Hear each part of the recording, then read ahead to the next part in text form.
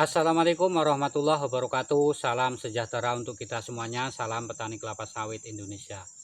Kegiatan saya di pagi hari ini adalah memupuk ya. Jadi beberapa minggu ini kegiatan kita masih edisi memupuk.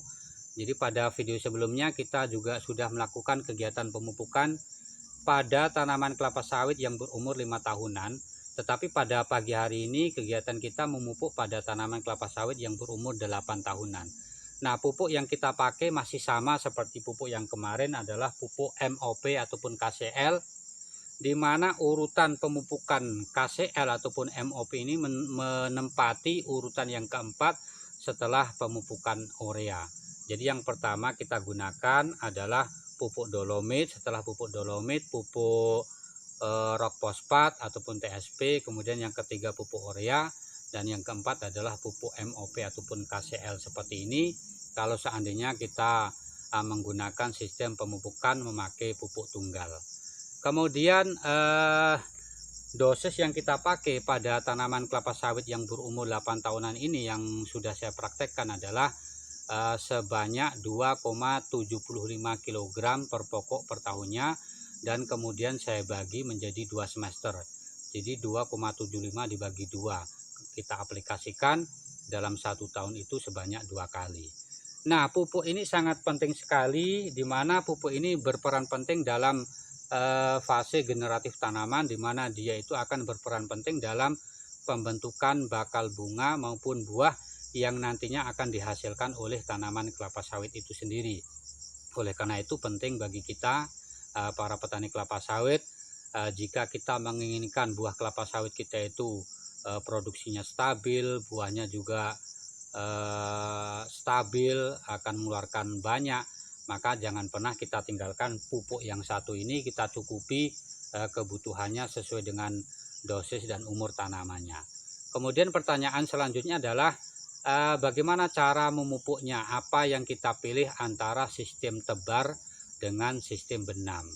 Jadi begini penjelasannya, seandainya tanah pada kebun kelapa sawit kita itu lahannya datar, seperti yang saya punya ini lahannya lahan datar, maka kalau saya pribadi lebih memilih dengan memakai sistem tebar, di mana saya tebar di sekeliling piringan kelapa sawit itu sendiri.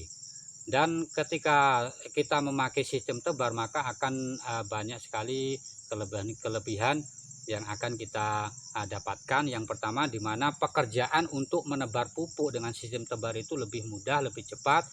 Kemudian proses pelarutan pupuk itu sendiri ketika tanahnya itu dalam keadaan lembab, maka juga akan lebih mudah terlarut dan terserap oleh akar tanaman. Akan tetapi dengan memakai sistem tebar itu sendiri, dia juga memiliki kelemahan-kelemahan juga yang harus kita waspadai, di mana ketika kita memakai sistem tebar juga yang kita khawatirkan adalah terjadinya penguapan yang berlebihan pada pupuk yang kita tebarkan, dan yang kedua terjadinya aliran permukaan ketika terjadi hujan yang sangat lebat. Nah, kemudian yang berikutnya adalah seandainya tanah pada kebun kelapa sawit kita itu lahannya lahan mereng, maka yang lebih tepat adalah kita memakai sistem benam, di mana kita membuat beberapa lubang di piringan kelapa sawit, kemudian kita dekatkan dengan penyusunan di tempat di mana kita menyusun pelepah kelapa sawit. Kita bikin beberapa lubang sesuaikan dengan kebutuhan, kemudian pupuk kita benamkan di sana, kemudian kita tutup kembali. Nah, dengan cara benam seperti ini tentu yang pertama kelebihannya adalah pupuk itu akan tidak mudah menguap. Kemudian yang kedua, ketika terjadi hujan yang sangat lebat, pupuk itu akan senantiasa terjaga di dalam tanah. Akan tetapi kelemahannya adalah dengan kita memakai sistem benam, tentu biaya ataupun pekerjaan yang kita lakukan maka akan lebih sulit, kemudian akan lebih banyak memakan waktu. Kalau seandainya kita tidak lahan kita luas, tentu kita membutuhkan tenaga yang banyak. Kalau seandainya kita tidak bisa mengerjakan sendiri, tentu ya kita harus mengupahkan kepada orang.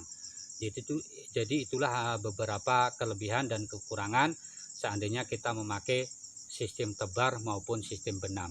Jadi kesimpulannya adalah seandainya lahan pada kebun kelapa sawit kita itu lahannya datar, ya kalau yang saya pilih, saya lebih memilih memakai sistem tebar.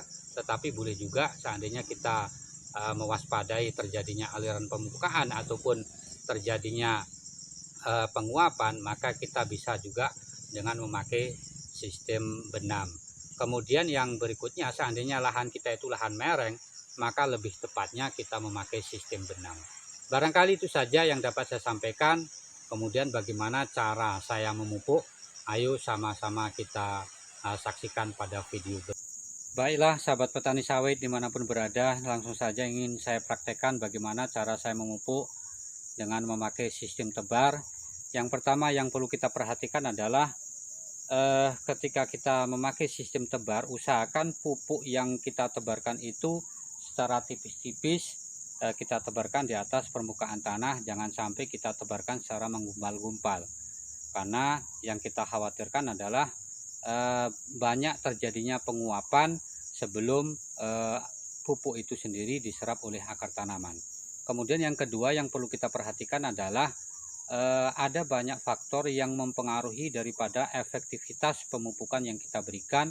Yang pertama diantaranya adalah tingkat kelembaban tanah. Oleh karena itu penting bagi kita sebelum kita memupuk, kita cek dulu kondisi kebun kelapa sawit kita, apakah tanahnya itu tanah lembab, ataukah kondisi airnya tergenang, ataukah kondisi tanahnya terlalu kering dan lain sebagainya. Jadi yang pertama yang perlu kita perhatikan adalah tingkat kelembaban tanahnya. Kalau sudah cukup, barulah kita tebarkan pupuk itu di atasnya.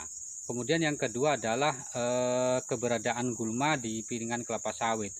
Oleh karena itu penting sebelum kita memupuk, ya kita usahakan kita basmi dulu, kita kendalikan dulu, terutama gulma-gulma yang ada di piringan kelapa sawit. Jangan sampai ketika kita memupuk, justru pupuk itu banyak diserap oleh gulma-gulma yang ada sebelum diserap oleh akar tanaman kelapa sawit. Kemudian yang ketiga, faktor juga yang mempengaruhi daripada efektivitas pemupukan yang kita berikan adalah keras lunaknya tanah. Oleh karena itu penting kita pahami bahwa jalan panen yang sering kali dilewati oleh kendaraan itu kan tanahnya sudah keras. Oleh karena itu kalau saya pribadi, kalau tanah yang keras itu tidak saya tebarkan pupuk di sana, karena tanah yang keras itu akan menghambat penyerapan akar tanaman oleh pupuk yang kita berikan. Jadi cukup kita berikan saja pada piringan kelapa sawit yang membentuk letter U. Jadi bagaimana caranya biasa yang saya pakai, ayo sama-sama kita saksikan. Jadi seperti ini ya. Tuh. Nah.